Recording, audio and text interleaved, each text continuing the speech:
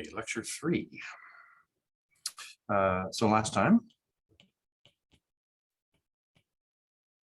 we were talking about linear algebra, and we started talking about bases for general vector spaces, not just necessarily finite dimensional vector spaces. And the first part of this was we talked about linear independence.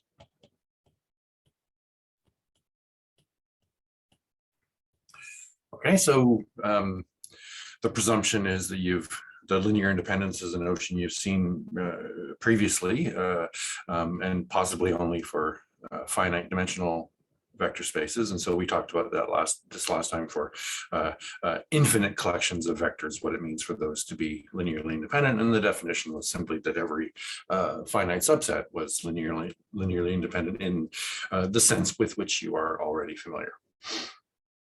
Okay, so today we're going to talk about the other part of being a basis, which is the spanning property.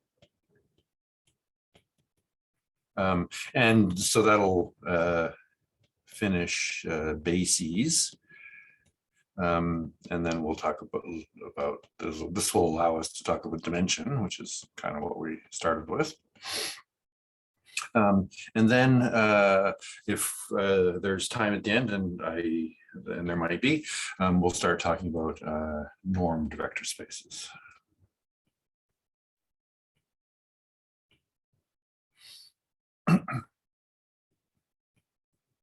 Okay, so that's the plan for today. Okay, so as I said last time, we talked about linear independence. So we saw two cases of infinite linearly independent subsets of some particular vector spaces. So let's look at the so-called spanning property of a collection of vectors.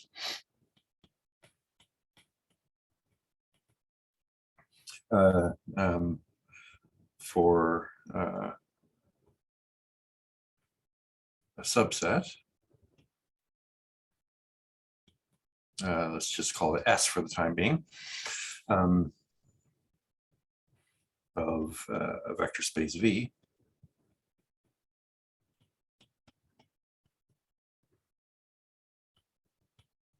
The span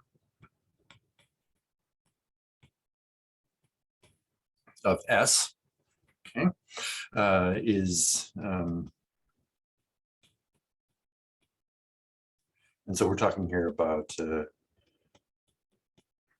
real or complex vector spaces.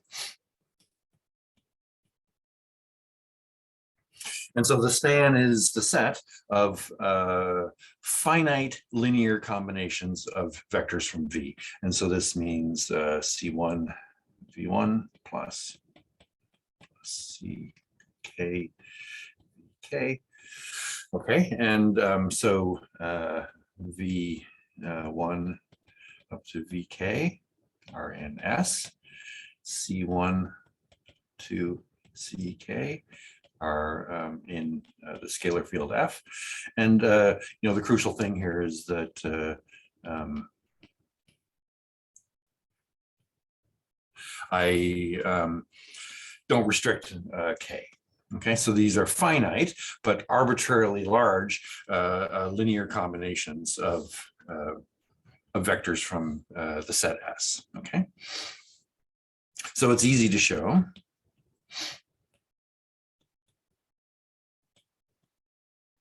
that span F is a subspace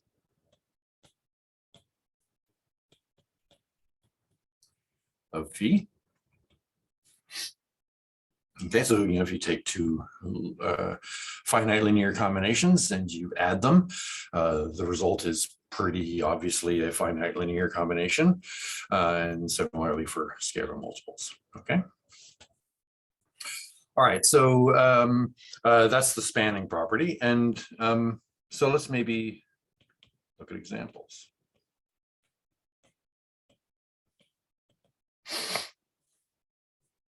And so we'll kind of look at the examples that we had last time.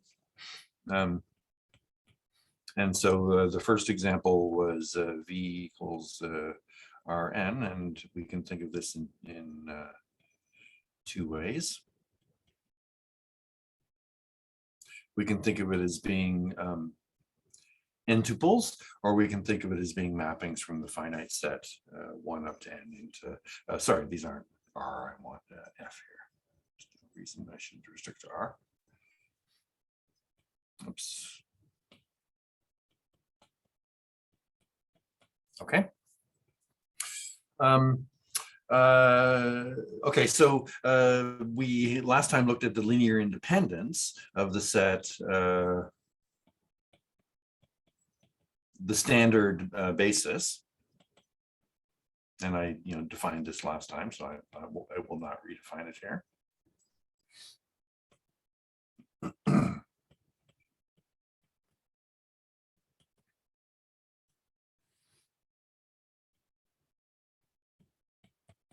Okay, and the standard basis, of course, well, it's a basis, so it also spans.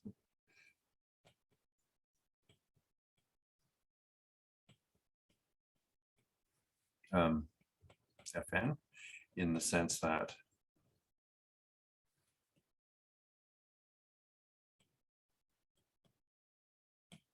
span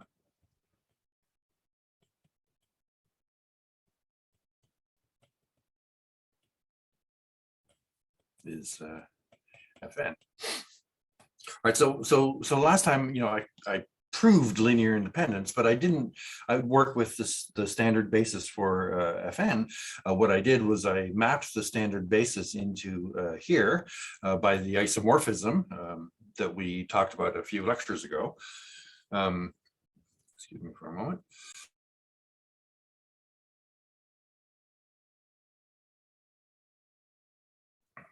Okay. And what I did was I showed linear independence of those vectors. So let me do the same thing here. Let me prove the spanning property, but let me not do it for the usual standard basis, the ordered n-tuple, but let me do it for functions. Okay, so we're going to let fj equal iota inverse, and so iota was the isomorphism that we wrote down. Between, so iota went from there to there, like so.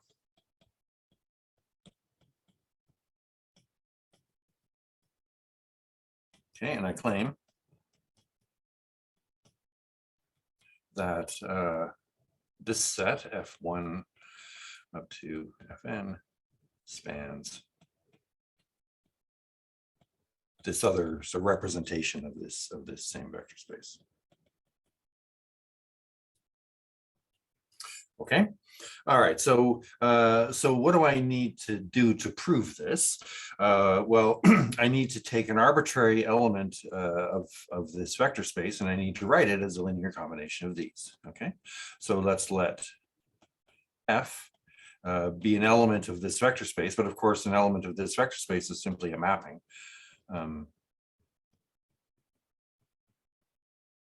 Into F. Okay. All right. So what I need to do is I need to write F as some linear combination of these. Okay. And the idea is you need to figure out what the coefficients in this linear combination are, if indeed they exist. All right.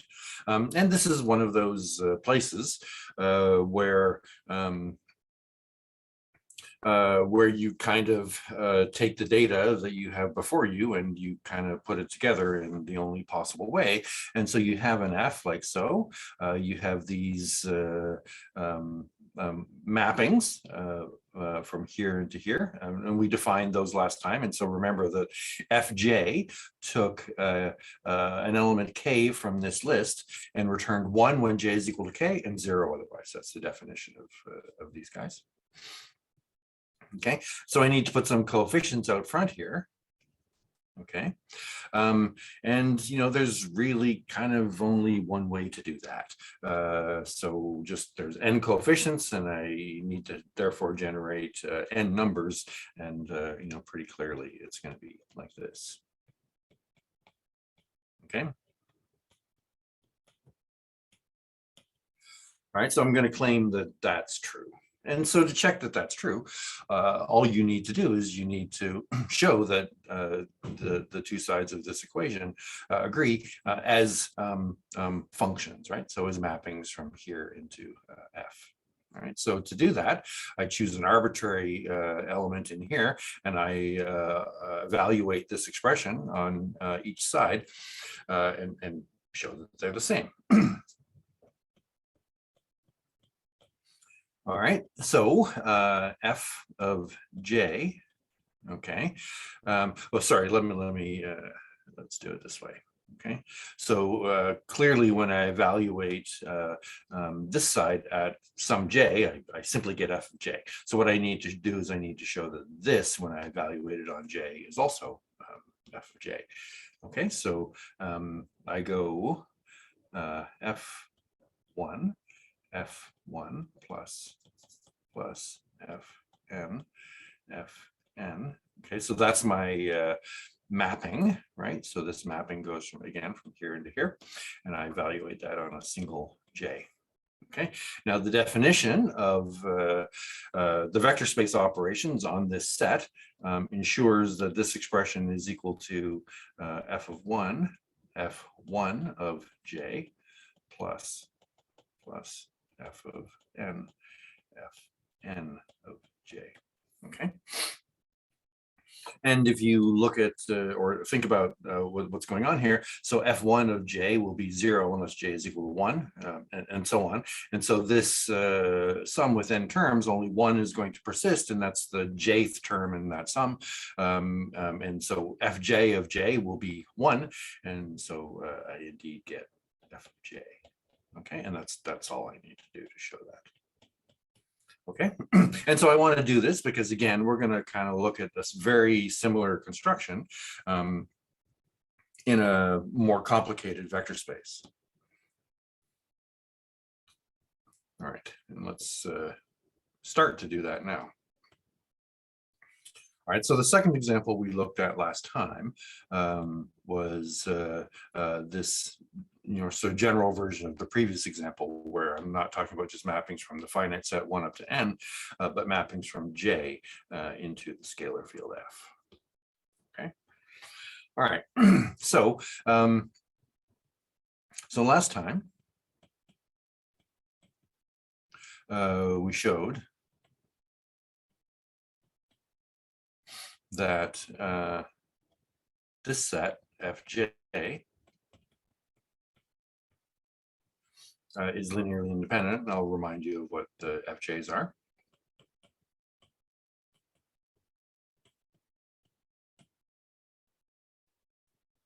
And so fj was defined by, if you feed it an element from the set j, let's say k, that this is 1, j is equal to k, 0 otherwise.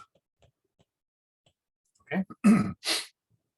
And so if the set, so there's as many elements in this set as there are vectors in j, or sorry, points in the set big J. Okay. Okay. So the question we want to ask now, just so up here, we had that this set spans this one. Okay, so we want to see if the same thing is true here.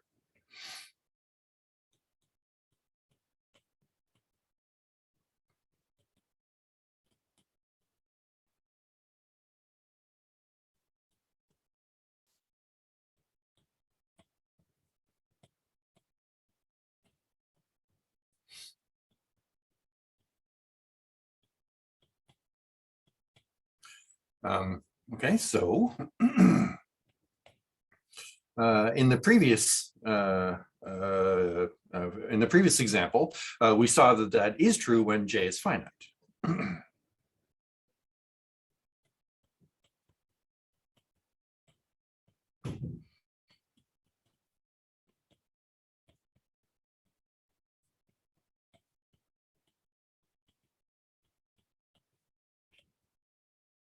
Okay, so so the question really we're asking is it also true when J is infinite?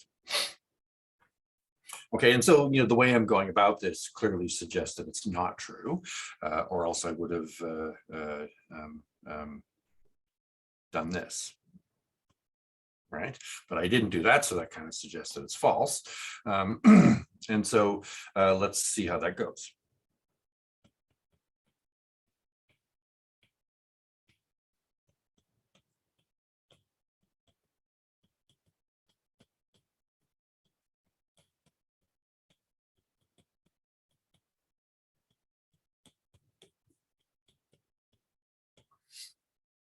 All right, so what I need to do to show that this is false when J is infinite is I need to find a vector in my vector space, which is not in the span of, of these guys, okay? And so remember what the span is. And there's a crucial part of the definition of span. The span is the finite set of finite linear combinations of these, okay? And the crucial thing there is finite. And so if I'm going to find an element of this vector space, which is not in the span of these, it's the finiteness that's going to cause the problem, okay? Okay. And so, indeed, let's let f be in f to the j, okay, and j here is infinite.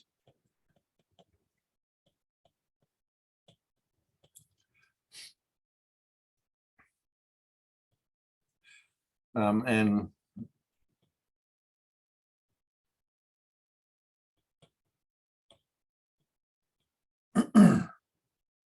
and so we're going to define a specific f, and it's simply going to be that f of j is equal to 1, okay, for all j.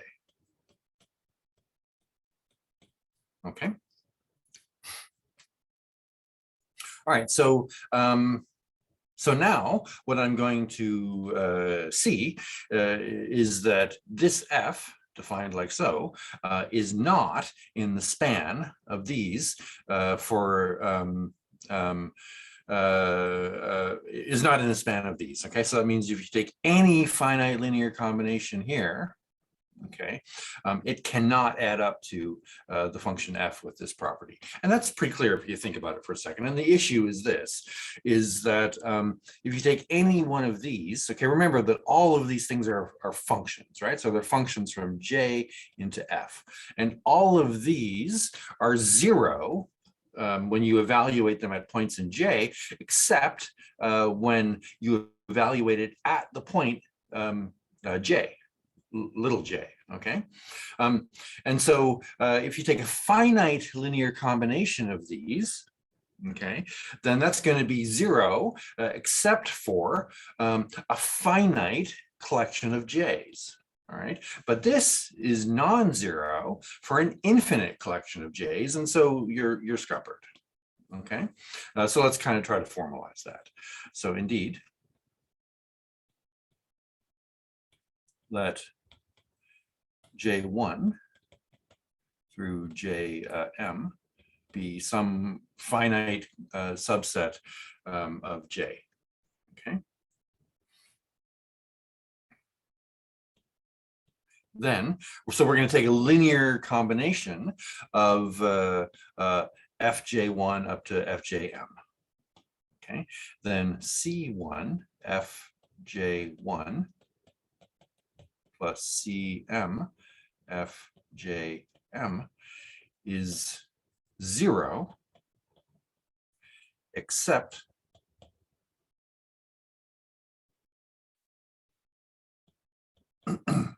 for at most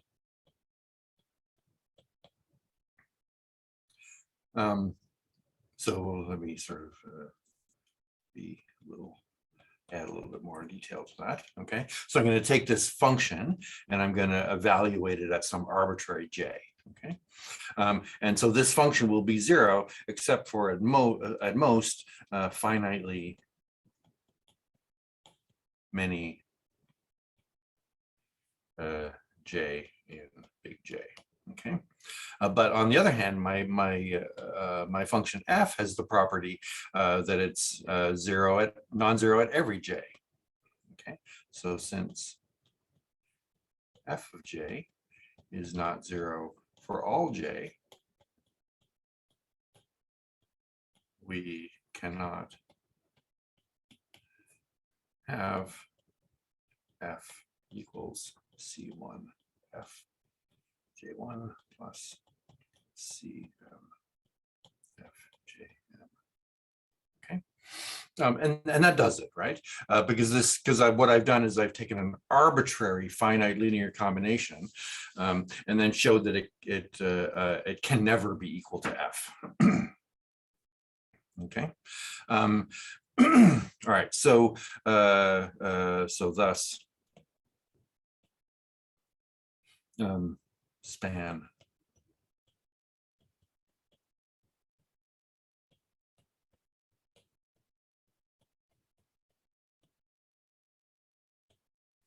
is contained in, but not equal to f to the j. Okay, so when I write this without this, I mean proper inclusion. Okay, so this is a strict subset. That's the convention I use. Okay. All right. So let's try to maybe repair this example. Okay, and maybe let's ask the question, not does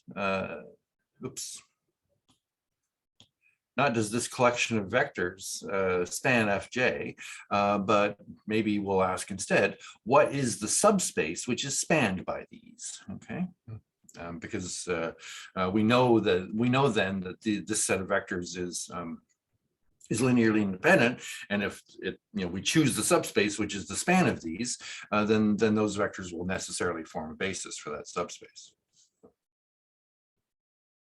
Okay, so let's look at another example, and it's not hard now. The way I've sort of described all of this, it's not hard to see what that vector space is going to be.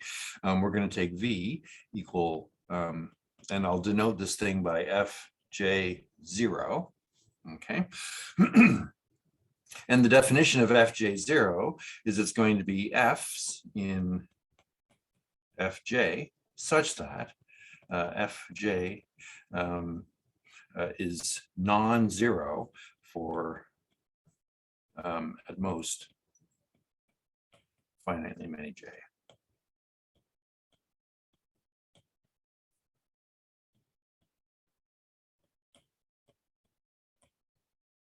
Okay, so we say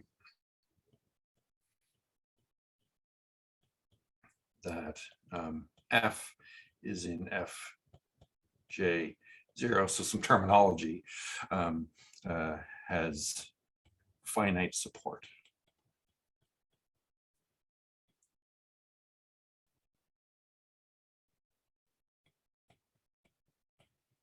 So support is a concept which is going to come up at various points, and so it's a good, simple place to introduce it here. And so the support of a function you should kind of think of as being the points where the function is non-zero. Okay, and so here the support is finite. All right. Okay, so it's easy to see then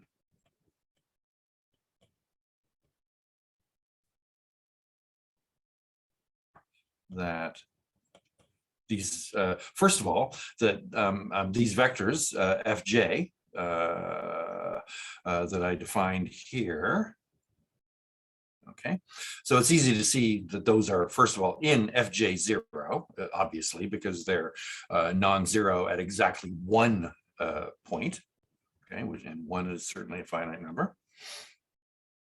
So first of all, we have fj in fj0, and that's true, of course, for every j.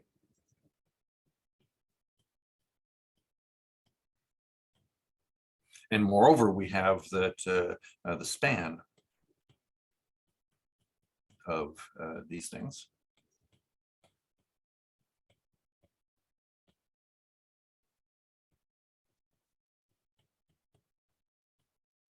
Okay. And so this is a subspace. This is a subspace of f to the j. And it is what I'm saying here is that it is exactly the subspace spanned by these vectors. Okay. And I'm not going to write down all the symbols that you need to prove that because I've written them down many times already. So we're basically just going to look at a finite linear. We're going to take an arbitrary f, which is an fj0, and we want to write it as a finite linear combination like this. And the strategy, if you could even glorify it with the name of a strategy, is the same as the strategy you used up here. Okay, so the coefficients in the linear combination are just going to be the function f evaluated at whatever the index is that I use there. All right.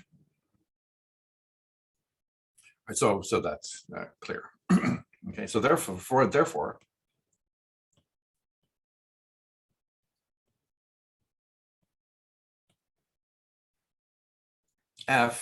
any f in fj0 can be written as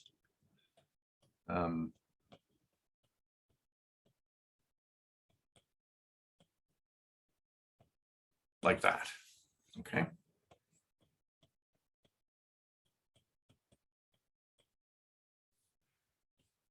All right, so this sum a priori is an infinite sum. If the set j is zero is infinite, then this will certainly be an infinite sum, but it's not an infinite sum for which we need to concern ourselves with convergence because it's an infinite sum that for any f is actually finite, okay, because only finitely many of these are non-zero. Okay, so this expression always makes sense. All right. And moreover, the coefficients in this linear combination here are given by this, and they're uniquely given by, the coefficients are uniquely given by this because of linear independence, okay? And so therefore, this set, f, j, j, and j, is in fact a basis for fj0. Okay. All right. Let's maybe look at another example. So let's look at this example that we looked at last time with sine functions on in the vector space of continuous functions.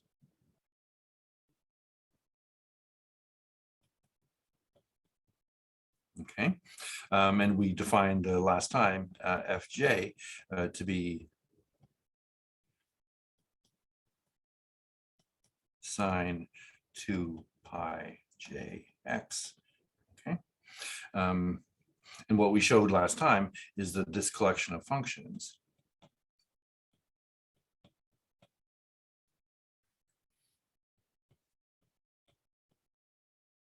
so sine functions are 0 at 0, so we can only, let's just work with the positive ones.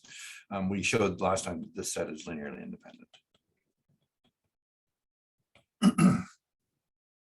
All right, but does it span this vector space of continuous functions? Well, it's pretty clear that it doesn't. Okay, because what is the span of all of these things? Well, it's just finite linear combinations of sine functions that look like that, and you can pretty easily come up with functions which are continuous functions on the interval 0, 1, which are not finite linear combinations of these. And let's give a specific example of such a thing. Okay. So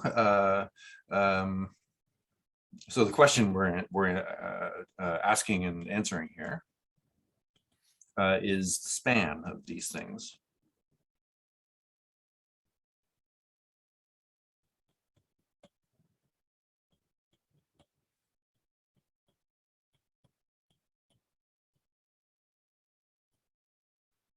Equal to the space of all continuous functions.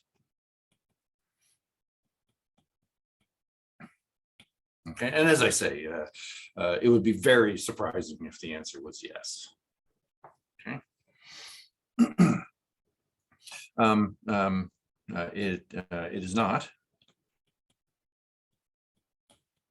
And so all we need to do to show that it's not is we need to find a function in here, which is not a finite linear combination of these sine functions. Okay.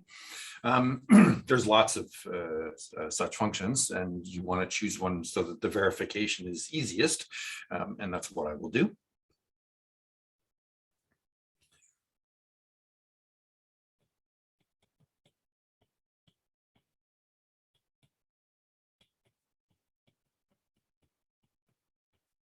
Okay, so I'm going to take the constant function 1, and I'm going to show that that's not in the span of these sine functions.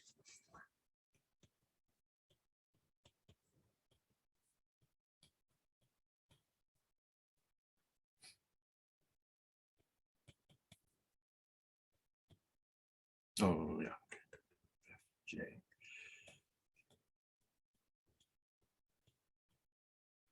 Okay. All right, so I'm going to do that by an elementary kind of contradiction argument. So indeed, let's suppose that 1, okay, so this is, like the function 1, so, it's closely identifiable with the scalar 1 because it's the function which takes the value 1 at every point. Okay, so what I must have then is that 1 must be C1 sine 2 pi J1x plus C k, let's say, sine 2 pi J. Well, let me use m since I've used m before, just to make sure that it looks like I'm doing the same thing over and over. Okay, and so we're going to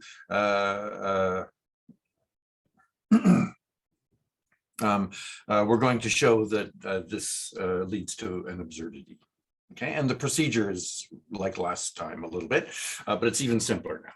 Okay, so I'm going to integrate. We integrate both sides from 0 to 1.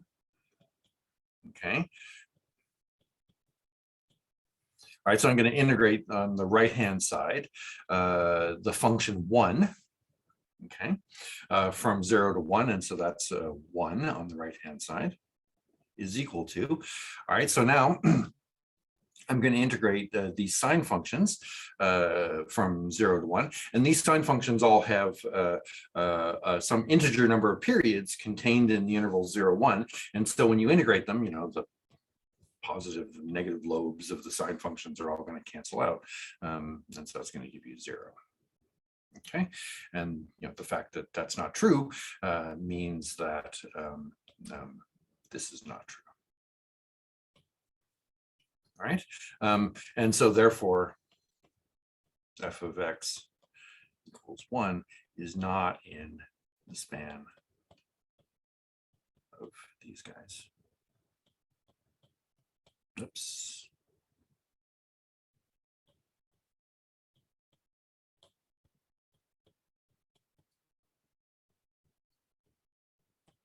Okay. All right, good. And so what we have now is we have two examples of vector spaces. One is this vector space of continuous functions, and the other was this example up here.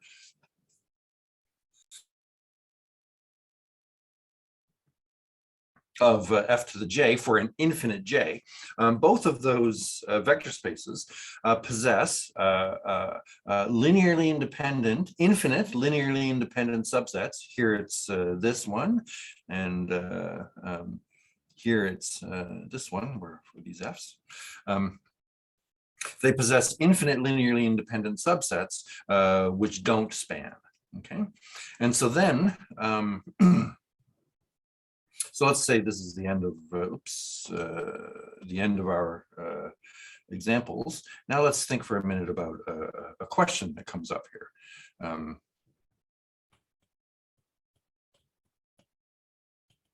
What are, in fact, bases for the two examples that I have for which I didn't find a basis, okay, because my linearly independent subsets didn't span.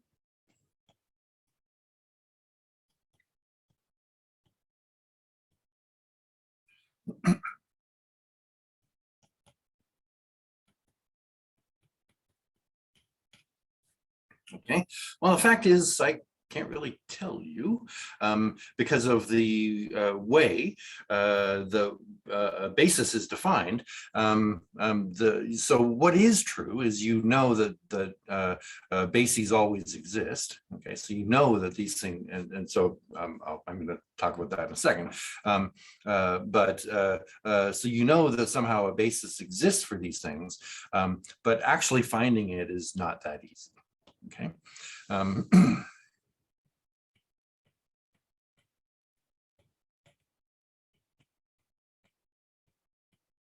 Okay. This one you have more of a chance at. This one's pretty hard to find a basis in the sense that we've defined what a basis is. And so the dimension of these things is quite large, actually. And so maybe let me talk about this. Okay. So the dimension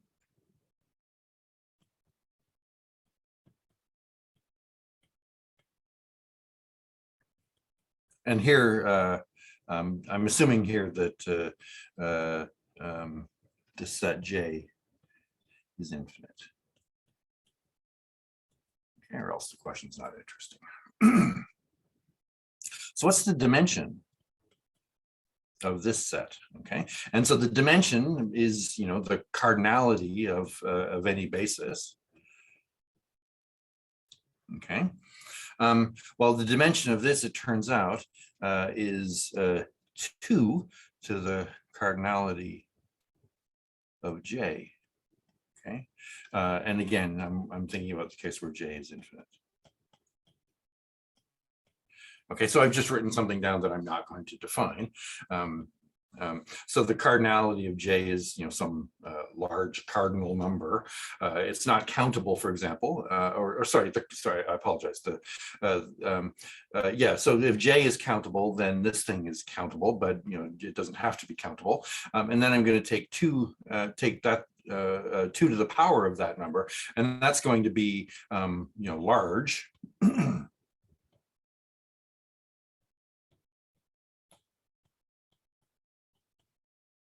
And I know, because I showed this above, that the dimension of fj0 is equal to the cardinality of j, because I found a basis for for fj0, which exactly had the cardinality of j. Okay, and so this vector space is quite a lot bigger than that vector space. Okay. All right. And so if you're going to find, the point is, if you're going to find a basis, you're going to have to find a lot of basis vectors. Okay. And it's kind of hard to do that in a systematic way. Okay. And this is, it's different. The algebraic, the dimension of this vector space, it turns out, is the cardinality of the reals. Okay. But that's, it's getting a little bit too specialized. Okay.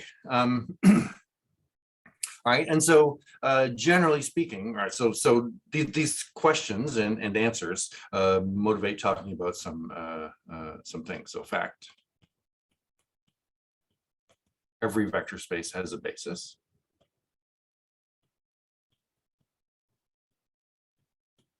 According to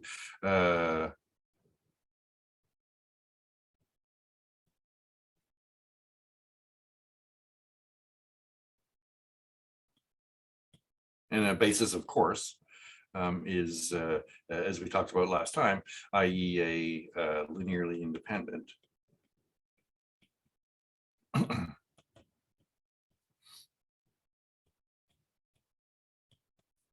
spanning set. Okay, so that's true. Another fact is that every basis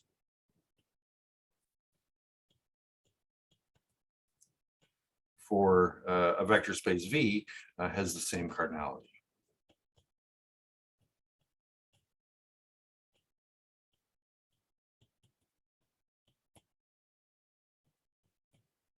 Okay. So that fact, you know, from your previous linear algebra courses is true for finite dimensional vector spaces. It's also true for infinite dimensional vector spaces.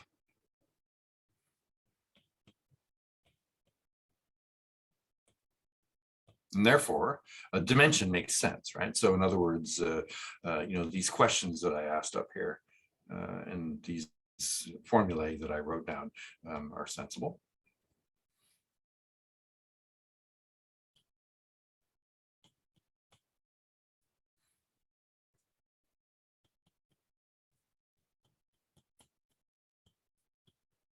And we can define the dimension to be the cardinality of any basis.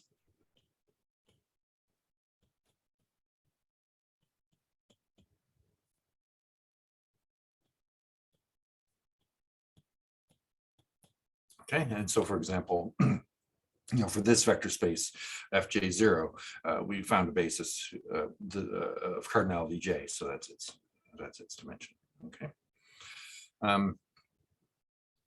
And so there's one thing I should mention here, and it's possible you've seen different notions of basis. So one common one that you may well have seen, and that we're going to talk a little bit about later on in the course, is the idea of an orthonormal basis. Okay, so the kind of basis that we're talking about above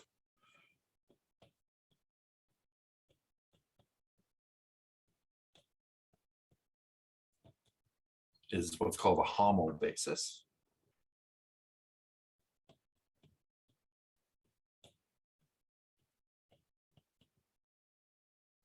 Okay. And so, as I say, there's other notions of basis. The notion of a Hamel basis is a useful one, mainly for algebraic discussions, because a Hamel basis relies on no additional structure. It's just you have a vector space, and so the Hamel basis is a purely algebraic notion of a basis. And there's other notions of basis, but these will typically depend on some additional structure, like an inner product, for example, if you're going to talk about orthonormal bases. Okay. Okay, so that is linear algebra. So for our purposes, there's really just two sort of upshots of this whole discussion that I care deeply about.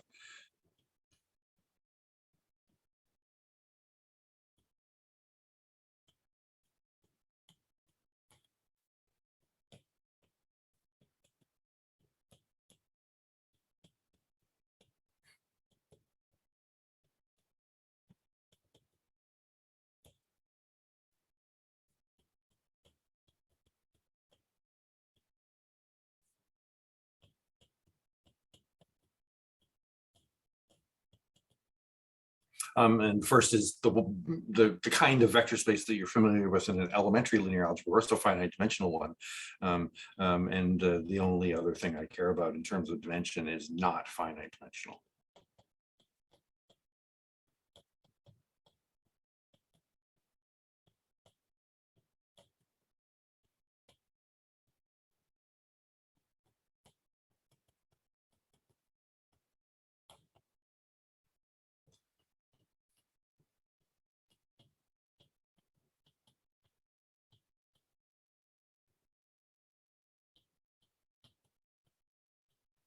Okay. All right, so this is really the sort of punchline for us of this whole conversation. And I kind of wanted to just give enough background so that there's some flavor to what infinite dimensional really means. Okay. All right. So that is algebra. To understand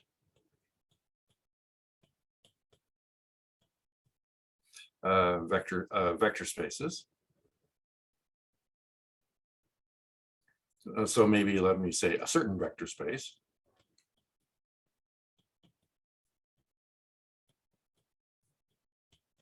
Whatever that certain vector space might be, in a more than algebraic manner.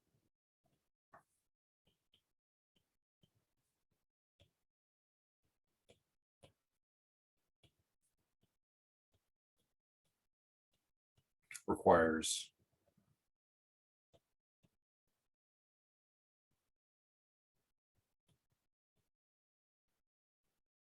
more structure.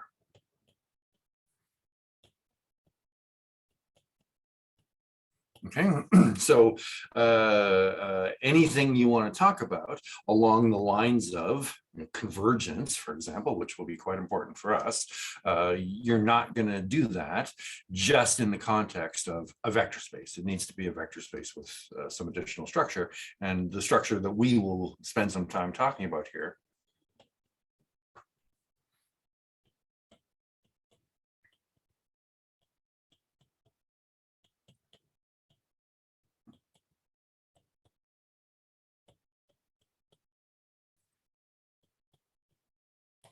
Okay, so we're going to spend a little bit of time talking about norms, and I think I will probably not do that now and pick that up in the next lecture.